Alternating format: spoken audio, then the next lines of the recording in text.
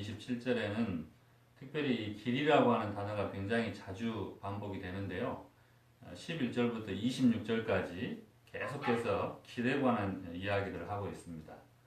근데 우리 한글 성경에는 그냥 길이라고 이렇게 한 가지 단어로만 표현이 되어 있는데, 실제 이 히브리 말에는 11절이나 다른 14절 여러 가지 다른 단어들로 이제 길을 표현을 하고 있습니다. 먼저 11절 전반부에 지혜로운 길이라고 하는 이 말은 여기서 드라빔이라고 하는 단어가 쓰여지고 있습니다. 드라빔이라고 하는 단어는 다라크라고 하는 말에서 유래된 말인데요. 이 다라크라고 하는 말이 사람이 밟다 또는 짓밟다 또 행진하다 뭐 그런 뜻을 가지고 있습니다. 그래서 길이 이렇게 만들어지는 그 과정을 보면 왜 이렇게 길이 든다 그러죠? 길이라고 하는 단어를 우리나라 말에서 쓸 때 길이 든다라는 말을 쓰잖아요. 그렇죠? 어떤 동작이나 행동을 자주 반복적으로 습관해서 하다 보면 거기에 익숙해지게 되는 것을 우리가 길이 든다 이렇게 표현을 하는데, 실제 이 히브리 사람들의 길에 대한 개념 속에도 그와 같이 사람들이 자주 밟고 다니고 걸어 다니다 보니까 뭐가 생긴 거예요? 길이 생겼다라고 하는 뜻에서 이 길이라고 하는 단어가 이 드라빔이라고 하는 뜻입니다. 그래서 사람이 어떤 한 가지 행동을 반복해서 계속 하다 보면 그것이 그 사람의 습관이 되고 그 사람이 사는 방식이 되죠. 그러죠? 그래서 이 영어로 way라고 하는 이 말이 길이라고 하는 뜻도 있지만 어떤 삶의 방식이나 또는 방법 뭐 이런 뜻도 같이 가지게 됩니다. 그래서 1차적으로 우리가 반복적으로 같은 지역을 계속 밟아가는 것, 이것이 길이라고 하는 단어가 됨과 동시에 그것이 이제 파생적 의미로는 반복되는 동작을 계속함으로 어떤 사람의 삶의 방식이 굳어지게 되는 그런 2차적인 의미를 가지게 됐다라고 볼 수 있겠습니다. 그래서 지혜로운 길, 11절에 이야기했던 그 말은 지혜로 인도하는 길이다 그 말입니다. 그래서 하나님께서 우리에게 가르쳐 주시기 원하시는 것은 뭐냐? 그것은 우리를 지혜로 인도하는 길이 무엇인지를 가르쳐 주시기를 원한다 라고 되어 있어요. 그 다음에 11절 후반부에는 또 길이 나오는데 히브리 단어는 다른 단어입니다. 여기서는 이제 마이갈이라고 하는 단어인데요. 자, 한번 따라 세우실까요? 마이갈. 예. 근데 이 마이갈이라고 하는 단어는 에겔이라고 하는 단어에서 유래를 했어요. 근데 그 뜻이 뭐냐면 송아지라는 뜻입니다. calf. 의아하죠? 그죠? 길이 왜 송아지에서 유래를 했을까요?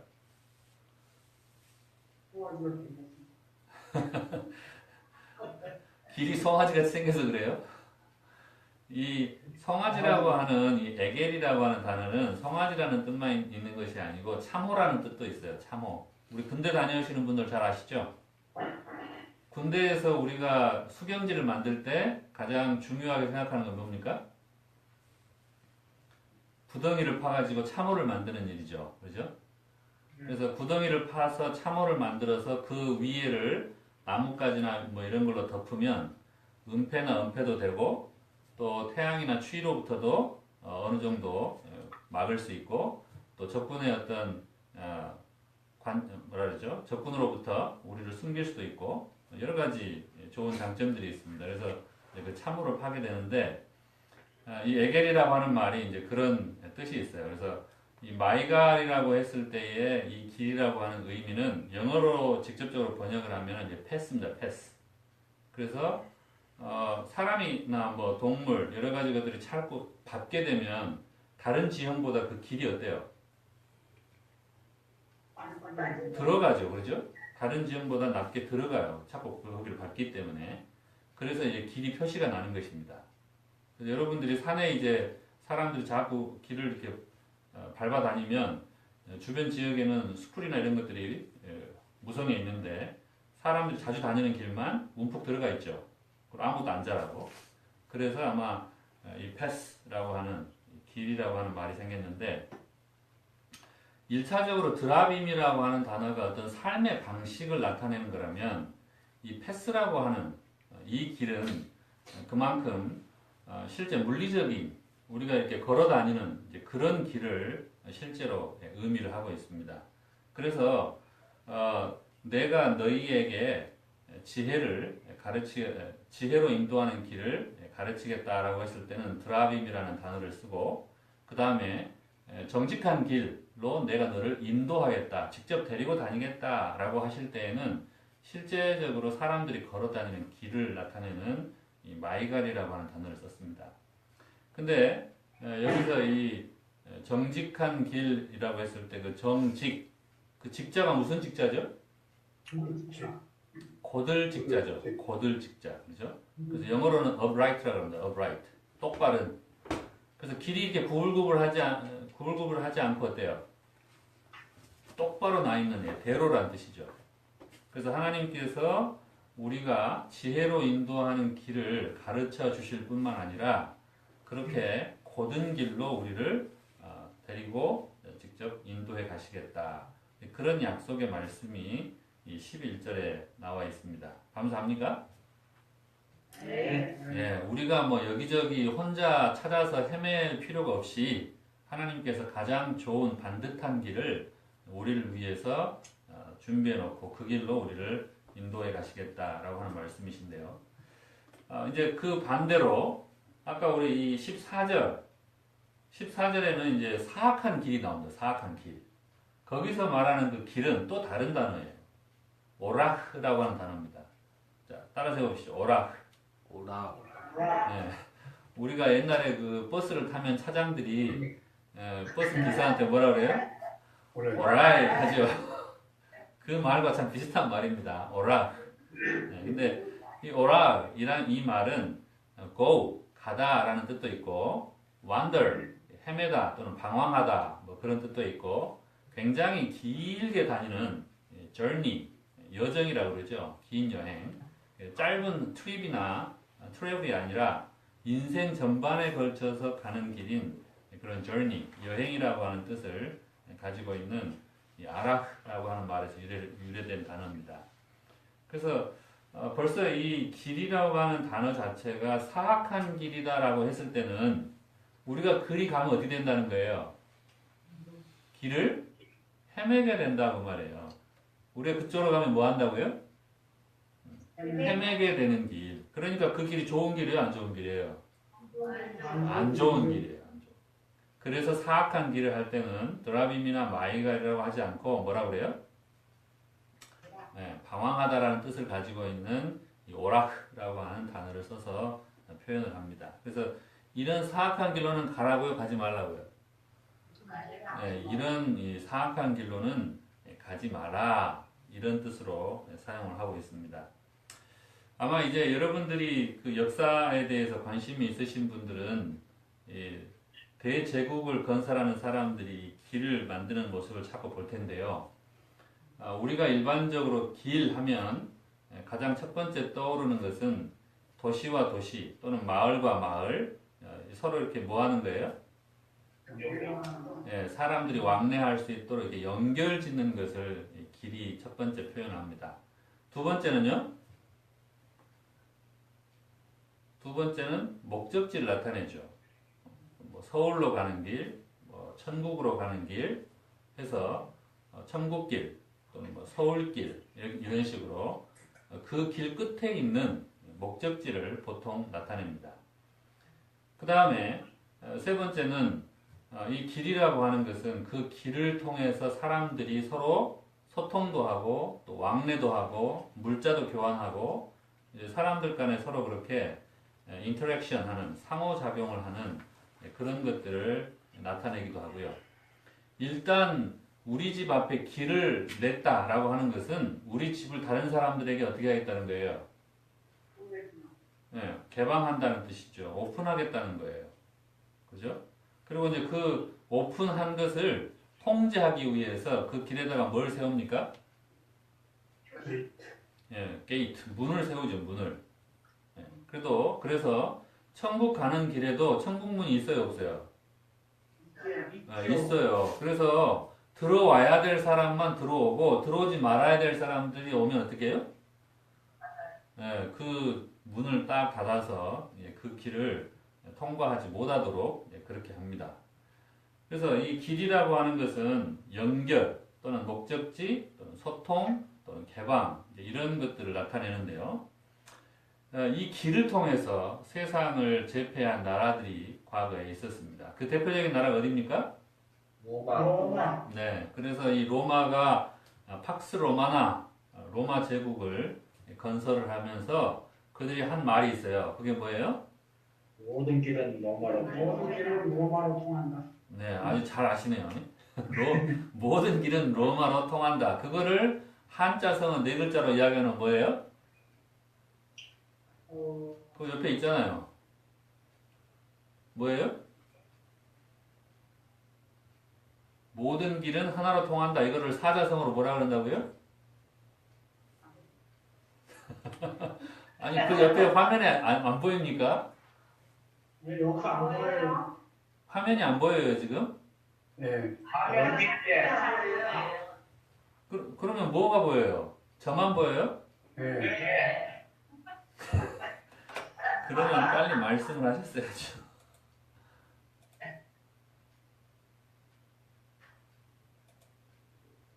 사통팔달이라고 4,800. 자, 다시 이제 화면을 봅니다. 어쩐지 대답이 빨리 없다 했더니 안 보이셨군요.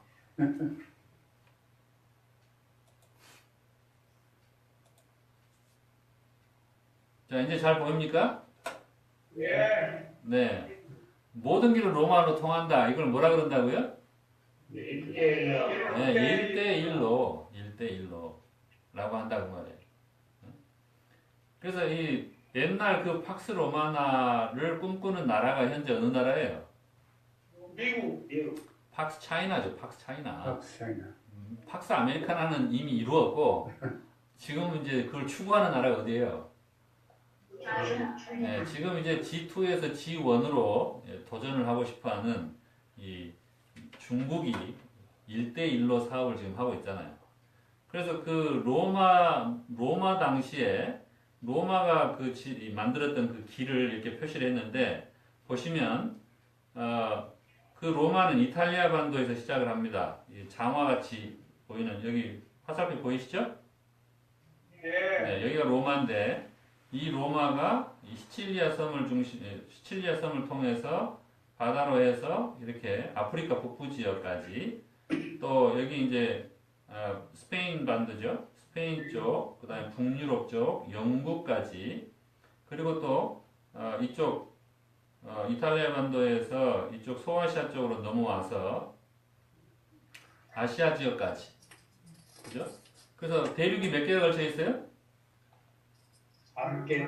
유럽과 아시아와 이 아프리카 이 세 개를 다 그들이 육상로와 해로를 통해서 연결을 시켜놨어요. 그래서 모든 길은 로마로 통한다. 그래서 길을 이렇게 먼저 크게 닦아가지고 그 길을 통해서 사람들과 소통하고 자기들이 쉽게 다른 나라들을 정복하기 위한 통로로 삼았습니다. 그 일을 지금 누가 하고 있어요? 여기 지금 중국의 육상과 해상 실크로드 해서 1대1로 사업을 벌리고 있다라고 되어 있죠. 그래서 중국이 시안으로부터 시작해서 이란, 중동을 거쳐서 어디까지요? 이탈리아까지. 그죠? 그리고 이탈리아 베니스를 통해서 이렇게 해로, 빨간색이 해로입니다. 그래서 아프리카를 경유를 해서 또 다시 자기네 밑에 있는 취안저우까지 이렇게 해서 아시아와 아프리카와 유럽을 잇는 똑같죠? 예, 그래서 전에 로마가 이루었던 모든 길은 로마로 통한다를 중국은 이제 뭐로 바꾸고 싶어 해요? 예, 모든 길은 중국으로 통한다 해서 1대1로 이 사업을 지금 현재 차이나가 벌이고 있습니다.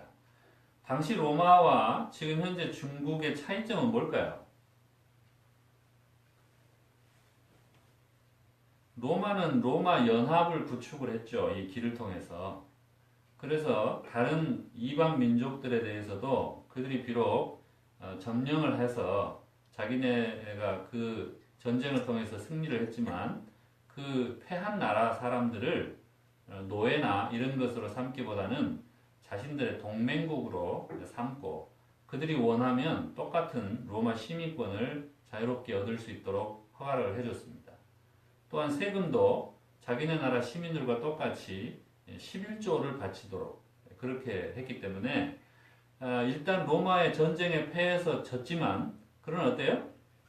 그 로마와 똑같은 그런 시민권을 부여를 받고 그 동맹국가의 사람들이라 할지라도 로마 시민권을 부여를 받으면 똑같이 피선거권에 참여를 해서 로마가 가지고 있던 그 삼두정치, 뭐 집정관이 황제로 바뀌었을 때도 있지만 원로원과 민회와 집정관 또는 이 황제가 다스리는 이 삼두정치에 있어서 그 황제를 뽑는 사람이 누굽니까? 시민권을 가지고 있는 그 민회에서 뽑는 거죠. 그렇죠? 그리고 이 민회에 참여하는 그 사람들을 우리가 보통 이제 대표자들이라고 그러는데 이 아테네 같은 데는 직접 민주정치였기 때문에 모든 시민들이 다 선거에 참여를 했지만 로마는 간접 선거제입니다. 그래서 센투리안이라고 하는 센투리안이 여기서 우리가 많이 들어봤죠? 군대에서 뭐 하는 사람이에요? 백부장. 그죠?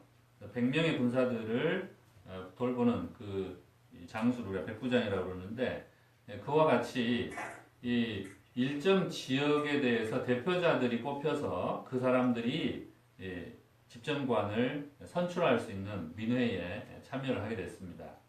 그래서 처음에는 도시국가로 출발한 7개의 도시가 연합된 로마 연합으로 시작한 이 로마가 점차 그 영토들을 확장해 나가면서 그 민회에 들어오는 대표자 숫자도 어때요? 점점 많아졌어요. 그래도 어쨌건 집정관에 뽑힌 사람, 2명밖에 안 되는 그 집정관에 뽑힌 사람 가운데에는 그 동맹국에 있었던 실제 로마 출신이 아닌 다른 이방인 출신의 집정관들도 굉장히 많이 발생을 했었습니다. 그만큼 능력이 되면 그 사람이 노예 출신이든 이방인 출신이든 또는 자국민 출신이든지 상관없이 자기 나라 로마 전체의 지도자가 될 수 있는 그런 길을 이 로마는 열어놨기 때문에 그 로마 연합이 그 주변에 있는 많은 나라들을 쉽게 정복을 하고 일단 그 로마 연합에 들어온 동맹국들은 자기네 그 자치권 또 자유로운 종교 활동 이런 것들이 다 인정이 되고 동맹국으로서 동등한 그런 대우를 받을 수 있었기 때문에 꽤 오랫동안 이 로마 시대가 유지가 될 수 있었습니다. 반면에 차이나는 다른 이방 민족들에 대한 태도가 어때요? 이 사람들은 아주 오랫동안 왕정 체제에 물들어 있었기 때문에 이 신분 계급이라든지 또는 민족에 대한 그런 차별이라든지 이런 정신이 굉장히 강합니다. 문화적으로. 그래서 이 중화민국이라고 했을 때 그 중화의 핵심은 누구예요? 한민족이죠. 그리고 그 나머지 주변에 있는 민족들을 뭐라고 불러요? 이족이라고 부릅니다. 이족. 우리는 이 동쪽에 있기 때문에 뭐예요? 동이족이죠. 우리나라 말을 풀면 뭐예요? 동쪽에 있는 오랑캐라는 뜻이에요. 아테네가 훨씬 더 문화나 경제에 있어서 앞섰음에도 불구하고 로마한테 패했던 유일한 이유는 여러 가지 이유 중에 하나는 뭐였었냐면 아테네는 다른 이방 민족들을 바라바라고 불렀습니다. 우리가 요즘 영어로는 발바리안이라는 뜻이죠. 무슨 뜻이에요? 야만족이라는 뜻입니다. 그러니까 자기네는 문화적으로 굉장히 교양이 있고 경제력이 아주 튼튼하기 때문에 상당히 뭐랄까요? 격이 있는 그런 사람들이고 그렇지 않은 나머지 이방 민족들, 산에 살다거나 또는 일반 평지에서 농사를 짓고 사는 그런 사람들에 대해서는 어땠어요?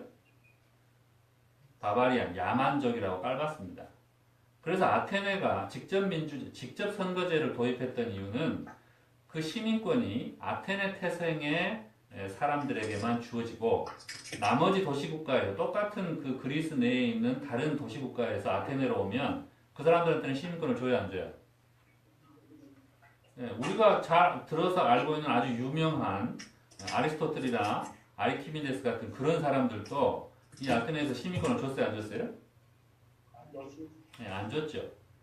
그래서 그 사람들은 굉장히 배타적이고 또 지식을 가지고 철학자, 교사, 또 군사, 그 다음에 농민 이런 것처럼 그런 지식에 따르는 신분적 계급을 나누어서 사람들을 차별하는 그런 문화를 가지고 있었기 때문에 이 그리스라고 하는 사람들이 세계에서 최초로 민주정치를 시행을 했지만 그러나 다른 나라들과의 연합을 위한 그런 문화나 정신을 로마처럼 가지고 있지 못했기 때문에 그들이 그런 좋은 문화와 또 경제, 그런 지식적인 수준을 가지고 있었음에도 불구하고 평야 출신의 이 로마 사람들, 농사짓던 이 로마 사람들에게 그들과 연합했던 동맹국들과 겨루어서 결코 이길 수가 없었습니다.